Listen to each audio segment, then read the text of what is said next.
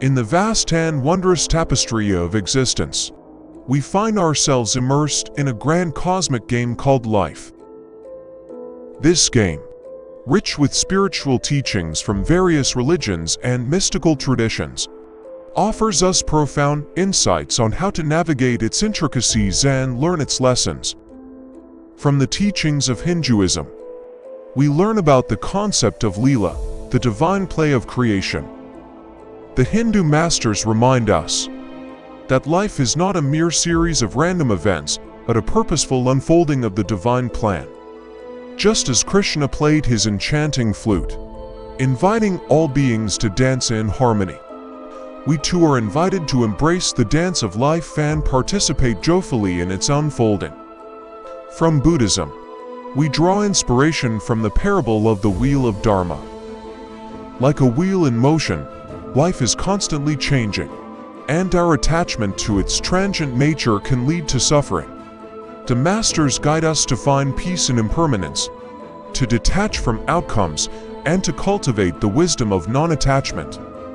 By understanding the wheel of life, we can navigate its ups and downs with equanimity and find liberation from suffering.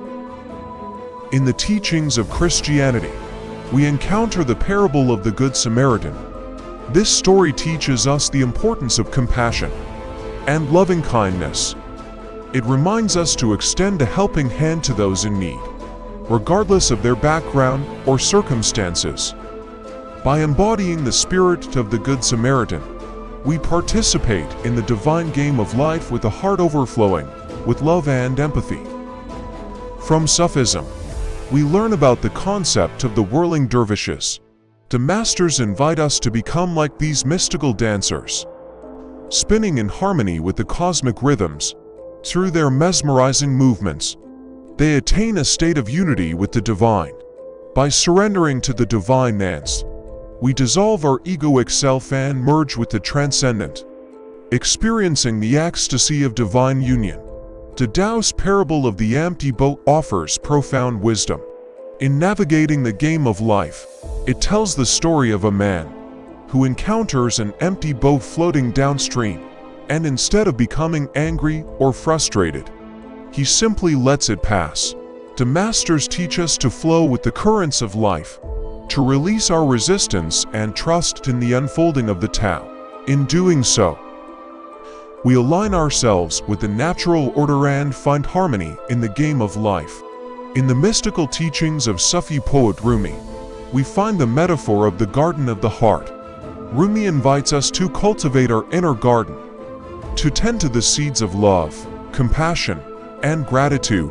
Just as a gardener nurtures the soil and plants, we are called to tend to our hearts and cultivate the qualities that bring us closer to the divine.